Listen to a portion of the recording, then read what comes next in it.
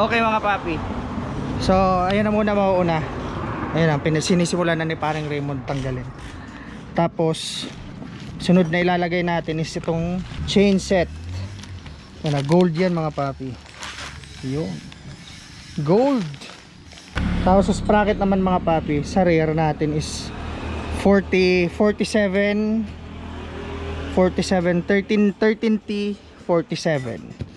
Yan yung combination natin. Tapos ito yung chain natin. Ano, ayos.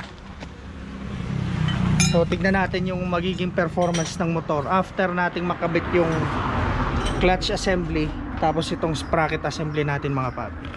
So tignan natin kung anong magiging resulta sa takbo ng XR200 natin. Alright, let's go.